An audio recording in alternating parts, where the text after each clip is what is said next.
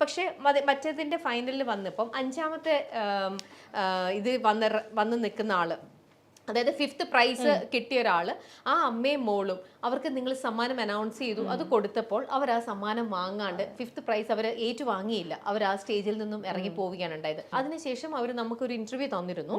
ആ ഇന്റർവ്യൂവിൽ അവർ സ്പെസിഫിക്കലി പറയുന്നുണ്ട്, ഒരു ആങ്കർ എന്നുള്ള രീതിയിൽ സ്വാസിക ഞങ്ങളുടെ വന്നപ്പോൾ മുതൽ ഞങ്ങളുടെ എൻഡ് വരെ ഞങ്ങളുടെ കംപ്ലീറ്റ് കാര്യങ്ങളെല്ലാം അറിഞ്ഞിരുന്നിട്ട് പോലും സ്വാസിക പോലും എന്നാണ് അവർ പറഞ്ഞത്, ഞങ്ങളെ ഒന്ന് സപ്പോർട്ട് ചെയ്യോ, ഞങ്ങൾക്ക് വേണ്ടിയിട്ട് ഒരു വാക്ക് ഒന്ന് പറയുകയോ ചെയ്തില്ല എന്നവർ എടുത്തു പറഞ്ഞു. ഒരു വിഷമത്തോടെ ആ അമ്മ എടുത്തു പറഞ്ഞ ഒരു കാര്യമുണ്ട്. എന്താണ് എന്താണ് ആ അവരുടെ, അതായത് അവരുടെ 5th പൊസിഷൻ കിട്ടിയതിന് ഞാൻ സപ്പോർട്ട് ചെയ്തില്ല എന്നുള്ള രീതിയിൽ, അതെയോ അവർ ഇറങ്ങിപ്പോയതിന് സപ്പോർട്ട് ചെയ്തു? അവർ ഇറങ്ങിപ്പോയപ്പോൾ സ്വാസിക പോലും ഒന്നും റിയാക്ട് ചെയ്തില്ല. ഒന്നും അല്ലെങ്കിലും സ്വാസിക സീസൺ ഫുൾ ആങ്കർ ചെയ്ത ഒരാളാണ്. ആ അമ്മയുടെ പെർഫോമൻസും മോളുടെ പെർഫോമൻസും സ്വാസിക കണ്ടതാണ് ത്രൂ ഔട്ട് അതില്.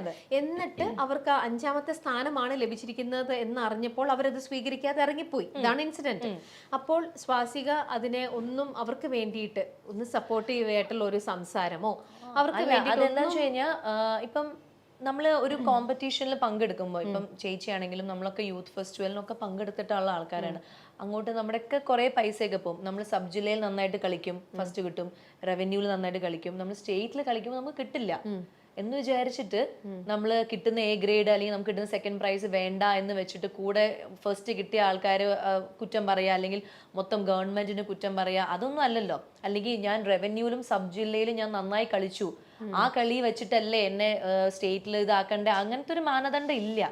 അത് ഇവർക്ക് എന്തുകൊണ്ട് മനസ്സിലാവാത്തതെന്ന് വെച്ചാൽ എനിക്കറിയില്ല. കാരണം ഏതൊരു റിയാലിറ്റി ഷോൻ്റെയും ഒരു എന്താ പറയാ, മെയിൻ ഒരു കാര്യം എന്ന് പറഞ്ഞു കഴിഞ്ഞാൽ ഫിനാലയിൽ അവർ എന്ത് പെർഫോം ചെയ്യുന്നു എന്നുള്ളതൊരു വെച്ചിട്ടാണ് അവർക്ക് ഫസ്റ്റ് പ്രൈസ് കൊടുക്കുന്നത്. അതിപ്പം നമ്മുടെ മ്യൂസിക് കോമ്പറ്റീഷൻ ആയിക്കോട്ടെ, ഡാൻസ് റിയാലിറ്റി ഷോസ് ആയിക്കോട്ടെ, എല്ലാം നടന്നു വന്ന ആ ചരിത്രം നോക്കിയാൽ അങ്ങനെയാണ്.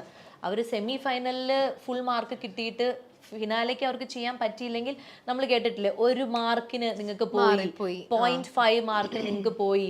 ഈവൻ മിസ് വേൾഡ് കോമ്പറ്റീഷൻ ഒക്കെ അങ്ങനെ തന്നെയല്ലേ. എല്ലാം മാറിപ്പോകുന്നത് എങ്ങനെയാണ്? വേണ്ട, നമ്മുടെ സിനിമ ഇത് നോക്കുമ്പോൾ സ്റ്റേറ്റ് അവാർഡും നാഷണൽ അവാർഡും ഒക്കെ മമ്മൂക്കയും ലാലേട്ടനും ഒരുമിച്ച് മത്സരത്തിൽ വരും. മത്സരത്തിൽ വന്നിട്ട് മമ്മൂക്ക ഇതിനു മുമ്പ് ഭയങ്കര അഭിനയിച്ചു, അല്ലെങ്കിൽ ലാലേട്ടൻ ഇതിനു മുമ്പ് ഭയങ്കര അഭിനയിച്ചു. പക്ഷെ ആ പെർട്ടിക്കുലർ സമയത്ത് ആ ഫിനാലെ റൗണ്ടിൽ ആ ജൂറി മെമ്പേഴ്സ് എടുക്കുന്ന തീരുമാനത്തിന്റെ അടിസ്ഥാനത്തിലാണ് അവർക്കത് കിട്ടുള്ളൂ. പക്ഷെ അത് എല്ലാത്തിലും അങ്ങനെയാണ്. ക്രിക്കറ്റിലായിക്കോട്ടെ, ഫുട്ബോളിലായിക്കോട്ടെ, എല്ലാ പ്ലെയേഴ്സും അതിനു മുമ്പ് നന്നായി കളിക്കും. ഇപ്പൊ നമ്മൾ തന്നെ പറയും ഭയങ്കര ഫോമിലായിരുന്നു ആ പ്ലെയർ, ഇപ്പൊ സപ്പോസ് ധോണി അല്ലെങ്കിൽ സച്ചിൻ ആരും ആയിക്കോട്ടെ, പക്ഷെ ഫിനാലെ അവരുടെ ഫൈനൽ മാച്ചിൽ അവർക്ക് ഫോം ആവാൻ പറ്റിയില്ല, അവർ ഔട്ടാവും. ഇത് തന്നെയാണ് അവിടെയും സംഭവിച്ചിരുന്നത്. ഇവർ അതിന് മുൻപ് എല്ലാ പെർഫോമൻസും ചെയ്തപ്പോഴും ഇവർക്ക് നല്ല മാർക്സ് കിട്ടിയിരുന്നു, ചില മാർക്ക് കുറവായിരുന്നു. പക്ഷെ അന്നത്തെ ഫിനാലെ റൗണ്ടിൽ ഇവർ ചെയ്ത 3 പെർഫോമൻസിന് ഇവർക്ക് മാർക്ക് കുറവായിരുന്നു. അപ്പോൾ ആ 3 മാർക്ക് കുറവ് വെച്ചിട്ട് നമുക്ക് ഇവരുടെ പഴയ മാർക്സ് മാത്രം കാൽക്കുലേറ്റ് ചെയ്ത് ഈ ഫിനാലയിൽ ഇവർക്ക് മാർക്ക് കുറഞ്ഞിട്ട് പഴയത് കാൽക്കുലേറ്റ് ചെയ്ത് ഇവരെ മുന്നിലേക്ക് ആക്കുമ്പോൾ ഇന്ന് ഫിനാലയിൽ നല്ല മാർക്ക് മേടിച്ചവരോട് നമ്മൾ പിന്നെയും അതും ഒരു നീതികേടല്ല. അങ്ങനെ അല്ല, പക്ഷെ അവർ പോയിന്റ് ഔട്ട് ചെയ്ത് എന്താണെന്നറിയോ, ഇത് അവർ വന്നപ്പോൾ തന്നെ പറഞ്ഞതാണ്, ഞങ്ങൾക്ക് ഡാൻസ് ചെയ്യാൻ അറിയില്ല. ഈ ഒരു പ്രോഗ്രാം എന്ന് പറയുന്നത് തീർച്ചയായിട്ടും അമ്മയും കുഞ്ഞും തമ്മിലുള്ള ബോണ്ടിങ്ങിന്റെ കാര്യം മാത്രമേ നമ്മൾ നോക്കുന്നുള്ളൂ, അതേ മാത്രമാണ് നമ്മൾ ചെക്ക് ചെയ്യാന്നൊക്കെയാണ് നിങ്ങൾ പറഞ്ഞിരുന്നത്. പക്ഷെ ലാസ്റ്റ് വന്നപ്പോഴത്തേക്ക് ഈ ഡാൻസിന്റെ പേരും പറഞ്ഞുകൊണ്ടാണ് നിങ്ങൾ അവർക്ക് ഒരിക്കലും അല്ല, അവർക്ക് അങ്ങനെ ഒരു തെറ്റിദ്ധാരണ ഉണ്ടാവുകയാണ് ചെയ്യുന്നത്. കാരണം അവർ ഡാൻസ് അറിയാത്ത ഒരു ആണെന്ന് അവർ തന്നെ സമ്മതിച്ചു. നമ്മൾ ഈ സൂപ്പർ അമ്മയും മകളുടെയും പല റൗണ്ട്സിലും ഡാൻസ് കൊടുത്തിട്ടുണ്ട്. എന്നിട്ടും അവരതിൽ മാർക്ക് മേടിച്ച് അവർ 5th പൊസിഷനിൽ അങ്ങനെയാണെങ്കിൽ വരില്ലല്ലോ. ഡാൻസ് അറിയാത്ത അമ്മയും മകളും ആണ്, അവർക്ക് എല്ലാത്തിലും മാർക്ക് കുറവാണെങ്കിൽ അവർ ആദ്യം ഔട്ട് ആവേണ്ടല്ലേ. പക്ഷെ അവർ 5th പൊസിഷൻ വരെ, ഫൈനലിൽ വരെ വന്നത് ഇതേ ഡാൻസ് റൗണ്ടിൽ മാർക്ക് മേടിച്ചിട്ട് തന്നെയാണ്. അവർ കോമഡിയിൽ ഡാൻസ് കളിച്ചു, അല്ലാത്തതിൽ ഡാൻസ് കളിച്ചു, ഹിസ്റ്റോറിക്കൽ റൗണ്ടിൽ ഡാൻസ് കളിച്ചു. ഈ ഡാൻസ് കളിച്ച് തന്നെയാണ് അവർ 5th പൊസിഷനിൽ അല്ലെങ്കിൽ ഫിനാലെ വന്നത്. ആ 5 സൂപ്പർ അമ്മയിൽ വന്നത് അങ്ങനെ തന്നെയാണ്. അപ്പൊ ഡാൻസ് അറിയാത്ത ആൾക്കാരാണെങ്കിൽ, അല്ലെങ്കിൽ നമുക്കൊരു ഡാൻസ് ടീച്ചർ ഉണ്ടായിരുന്നു, അവരൊക്കെ ആദ്യം ഔട്ടായി പോയി. അവർ ഡാൻസ് ടീച്ചറാണ്, അവരാദ്യം ഔട്ടായി പോയി. വേറെ നന്നായി ഡാൻസ് കളിക്കുന്ന കുറെ ആൾക്കാർ ആദ്യം ഔട്ടായി പോയി. ഇവർ 5th വരെ വന്നു. അപ്പൊ അങ്ങനെ ഡാൻസിന്റെ സംഭവമല്ല. ഫിനാലയിൽ നമ്മൾ കൊടുത്ത റൗണ്ടിൽ ഒന്ന് അവരുടെ സിഗ്നേച്ചർ റൗണ്ട് ആയിരുന്നു കൊടുത്തത്. ആ സിഗ്നേച്ചർ റൗണ്ടിൽ അവർക്ക് ഏറ്റവും സ്ട്രോങ് ആയിട്ട് തോന്നുന്ന ഏത് പെർഫോമൻസ് ആയിരുന്നു അത് കാഴ്ചവെക്കാം. അവർ കാഴ്ചവെച്ചത് സ്കിറ്റ് ആയിരുന്നു. അത് തന്നെയാണ് അവരുടെ സ്ട്രോങ് ഇതും. അവർ ഇംപ്രവൈസ് ചെയ്ത് നന്നായിട്ട് അവർ സ്റ്റേജ് ഹാൻഡിൽ ചെയ്യുന്ന അമ്മയും മകളും തന്നെയാണ്. പക്ഷെ അന്നത്തെ ദിവസം അവർ ചെയ്ത പെർഫോമൻസ് ബിലോ ആവറേജ് ആയിരുന്നു. അത് ലാൽ ജോസ് സാറും MG ശ്രീകുമാർ സാറും ശ്വേതാജിയും ഞാനും ഞാൻ പിന്നെ ജഡ്ജ്മെന്റ് പാനലിലേക്ക് പോയില്ല, പക്ഷെ ഇവര് 3 പേരുമാണ് ജഡ്ജ്മെന്റിൽ ഇരിക്കുന്നത്. അവർ എല്ലാവരും കൊടുത്ത മാർക്ക് അങ്ങനെയായിരുന്നു, 10 ബിലോ ആവറേജ് മാർക്കാണ് അവർക്ക് കൊടുത്തത്. അപ്പോൾ നമ്മൾ ഡിസ്കസ് ചെയ്യുമ്പോഴും അവർ പറയുന്നത് അങ്ങനെയാണ്, അതായത് കേട്ടും അടുത്ത കോമഡിയും ടൈമിംഗ് തെറ്റിപ്പോവുക, മറന്നു പോവുക, ബ്ലബ്ലബ അടിക്കുക, ഇതൊക്കെ അവർ സ്റ്റേജിൽ സംഭവിച്ചു. അത് മനുഷ്യ സഹജമാണ്. നമ്മൾ പറയുമല്ലോ സരസ്വതി വിളങ്ങണം ആ സമയത്ത്, എന്നാലേ നമുക്ക് ഈ വർത്തമാനങ്ങൾ കറക്റ്റ് ആയിട്ട് പറയാൻ പറ്റുള്ളൂ. ഇവര് ലൈവാ ചെയ്തത്, പക്ഷെ ഇവര് ലൈവ് ചെയ്തിട്ട് 10ൽ 10 മാർക്ക് മേടിച്ചിട്ടുണ്ട്. ഇവര് ലൈവ് സ്കിറ്റ് കോമഡി ചെയ്തിട്ട് ഫുൾ എൻറ്റയർ ക്രൂ നിന്ന് കൈയടിച്ചിട്ടുണ്ട്.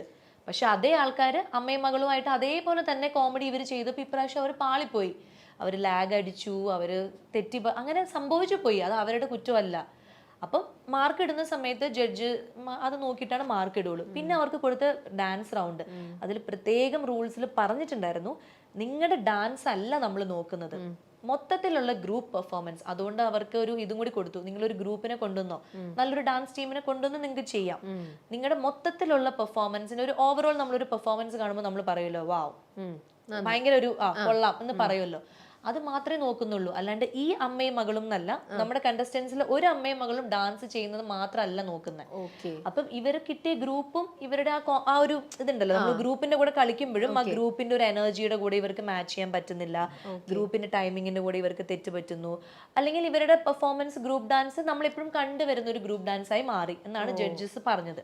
ഇതിനു മുൻപും ഇവർ ചെയ്തിട്ടുണ്ട് എന്നുള്ള രീതിയിലാണ് പറഞ്ഞത്. പക്ഷെ ഫസ്റ്റ് കിട്ടിയ ആൾക്കാർ നമ്മൾ ഇതുവരെ കാണാത്ത ഒരു സാധനം, നമ്മളെന്ന് പറഞ്ഞ ആ സ്റ്റേജിൽ നമ്മൾ കാണാത്ത ഒരു കാര്യം അവരെടുത്ത് കൊണ്ടുവന്നു. അപ്പൊ അത് ജഡ്ജസ് അവർക്കൊരു വാവ് കൊള്ളാലോ എന്ന് തോന്നിപ്പോയി. അവരുടെ അത് എല്ലാം ശ്രദ്ധിക്കും. നമ്മൾ എടുക്കുന്ന മ്യൂസിക് വളരെ ഇമ്പോർട്ടന്റ് ആണ് ഒരു ഡാൻസിന്. ഡാൻസ് ഒക്കെ ചെയ്യുമ്പോൾ അറിയാലോ, ചില നമ്മൾ അമ്പലത്തിലൊക്കെ ഉത്സവത്തിന് കളിക്കുമ്പോൾ ചില പാട്ട് നമുക്ക് ഭയങ്കര ഇഷ്ടമായിരിക്കും, നമ്മളത് ഡാൻസ് നല്ല ആസ്വദിച്ച് കളിക്കും, പക്ഷെ കാണുന്നവർ ഉറങ്ങി തൂങ്ങിയിട്ട് വേറെ പാട്ടില്ലേ എന്ന് ചോദിക്കും. അപ്പൊ നമ്മൾ എടുക്കുന്ന പാട്ട്, നമ്മൾ ആ പാട്ട് എഡിറ്റ് ചെയ്യുന്നതിൽ നമ്മുടെ പ്രോപ്പർട്ടി, നമ്മളുടെ കോസ്റ്റ്യൂം, നമ്മുടെ എക്സ്പ്രഷൻ, നമ്മുടെ ടൈമിങ്, നമ്മുടെ എനർജി, ഒരു 5 മിനിറ്റ് ഡാൻസ് നമ്മൾ കളിക്കുന്നെങ്കിലും ത്രൂ ഔട്ട് ഒരു എനർജി വേണം. പക്ഷെ അമ്മയും മകളും ഇവർക്ക് അത് ഒരു ശീലമില്ലാത്ത കാര്യമായതുകൊണ്ട് അതിനൊന്നും നമ്മൾ മാർക്ക് കുറയ്ക്കുന്നൊന്നുമില്ല, ഇത് ഡാൻസ് റിയാലിറ്റി ഷോ അല്ലാത്തതുകൊണ്ട്. പക്ഷെ മൊത്തത്തിൽ അവരുടെ ഒരു ഓവറോൾ പെർഫോമൻസ് അന്ന് വീക്ക് ആയിരുന്നു. നമ്മൾ ഫസ്റ്റ് കിട്ടുന്ന പ്രതീക്ഷിച്ചിരുന്ന ഒരു അമ്മയും മകളും ഉണ്ടായിരുന്നു അന്ന് പെർഫോമൻസുകളൊക്കെ കണ്ടിട്ട്, പക്ഷെ അന്ന് അവർക്കും ബെറ്റർ ആയിട്ട് പെർഫോം ചെയ്യാൻ പറ്റിയില്ല. പക്ഷെ വേറൊന്ന് ഇവർ പറഞ്ഞതെന്ന് വെച്ചാൽ, നിങ്ങൾ ഓൾറെഡി ഈ ഷോയുടെ ഇൻ ബിറ്റ്വീനിലെന്തോ നിങ്ങൾ തന്നെ വേറൊരു ഇപ്പൊ കിട്ടിയവർക്ക് ഫസ്റ്റ് അവർക്ക് കൊടുക്കും എന്നൊരു പ്രോമിസ് ചാനലിന്റെ സൈഡിൽ നിന്നും കൊടുത്തിരുന്നു. ചാനൽ സൈഡിൽ ആര് കൊടുത്തു? ചാനൽ കൊടുത്തു അവർക്ക്, അതായത് പബ്ലിക് ആയിട്ട്. അതേ ഒളിച്ചും പാത്തും അല്ല, ഒളിച്ചും പാത്തും തന്നെ ഇവരുടെ ഇന്റർവ്യൂവിൽ തന്നെ ഞാൻ കേട്ടുള്ളൂ, ഇവര് പറയുന്നത് ക്രൂ മെമ്പേഴ്സ് തന്നെ ഞങ്ങളോട് പറഞ്ഞു നിങ്ങൾക്ക് തന്നെയാ ഫസ്റ്റ് എന്ന് പറയുന്നു.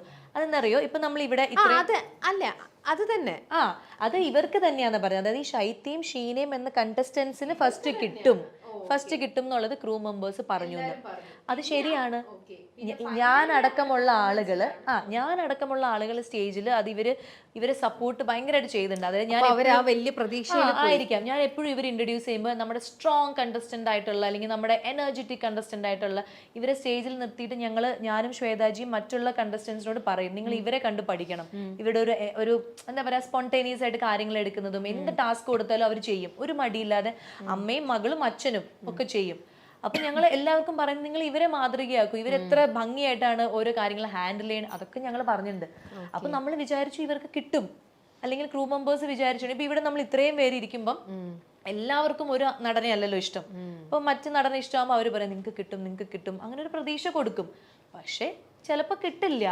അത് വെച്ചിട്ട് ഇവര്, അപ്പൊ എനിക്ക് ഏറ്റവും ഞാൻ അവർ ആ സ്റ്റേജിൽ അവർ സപ്പോർട്ട് ചെയ്ത് പറയാത്തതിന്റെ മെയിൻ ഒരു റീസൺ എന്ന് പറഞ്ഞു കഴിഞ്ഞാൽ, എന്ത് തന്നെ ആയിക്കോട്ടെ, എന്ത് തന്നെ ഇഷ്യൂസ് ആയിക്കോട്ടെ, എങ്ങനെ വന്നാൽ അത് പറ്റിച്ചു, അത് എന്ത് വാട്ട് എവർ, നമ്മളൊരു സ്റ്റേജിൽ നിന്ന് നമ്മൾ അത്രയും ഒരു വർഷം ആ സ്റ്റേജ് തൊഴുത് നമ്മളവിടെ ഡാൻസ് കളിച്ചു, നമ്മൾ പാട്ട് പാടി, ആ അമ്മയുടെ അരങ്ങേറ്റം ആ സ്റ്റേജിലാണ് നടന്നത്, നമ്മൾ അത് ചെയ്തു. അവർ ഒരുപാട് കാര്യങ്ങൾ ആ സ്റ്റേജ് ചെയ്തു. അവരുടെ ലൈഫിലെ കുറെ നല്ല മുഹൂർത്തങ്ങളും, അവരുടെ എന്തോ വീട്ടിൽ പ്രശ്നങ്ങൾ ഉണ്ടായിരുന്നു, അത് സോൾവ് ചെയ്തു. അവരുടെ അമ്മയായിട്ടുള്ള സ്നേഹബന്ധം, ഭർത്താവുമായിട്ടുള്ള സ്നേഹബന്ധം, മകളുമായിട്ടുള്ളത്, അങ്ങനെ ഒത്തിരി നല്ല ഓർമ്മകൾ സമ്മാനിച്ച ഒരു സ്റ്റേജ് തന്നെയായിരുന്നു. അവരിന്ന് തൊട്ട് ഒരു 5 മിനിറ്റ് മുമ്പ് അവർ പറഞ്ഞതാണ്, ഈ സ്റ്റേജാണ് എൻ്റെ ജീവിതത്തിലെ ഇത്, ഈ നിൽക്കുന്ന 5 പേരും എനിക്ക് എൻ്റെ ഫാമിലി പോലെയാണ്, ഈ കണ്ടസ്റ്റൻസ് എല്ലാവരും എൻ്റെ ഫാമിലി പോലെയാണ്. എന്നൊക്കെ പറഞ്ഞ ആള് ഒരു 5ാമത്തെ സ്ഥാനമാണ് കിട്ടിയെന്ന് പറഞ്ഞപ്പോഴേക്കും അവിടെ നിന്ന് വാക്കൗട്ട് ചെയ്ത് പോകുന്നത്. അത് ഞാൻ ഇപ്പോഴും അത് വളരെ, എനിക്ക് ഒരു മടിയില്ല അത് പറയാൻ. ഒരു കലാകാരനും കലാകാരിയും അത് ചെയ്യാൻ പാടില്ല. പക്ഷെ അവർ എന്നിട്ട് നമ്മുടെ ഇന്റർവ്യൂവിൽ വന്നപ്പം അവര് ശ്വേതാജിയുടെ അടുത്ത് മാപ്പ് ചോദിക്കുന്നു. അവരുടെ ശ്വേതാജിയുടെ അടുത്തല്ലല്ലോ മാപ്പ് ചോദിക്കേണ്ടത്. ശ്വേതാജിയുടെ അടുത്തും അല്ലെങ്കിൽ ആൽജോ സാറിന്റെ അടുത്തും അല്ലെങ്കിൽ ചാനലിന്റെ അടുത്തും അല്ല മാപ്പ് ചോദിക്കേണ്ടത്.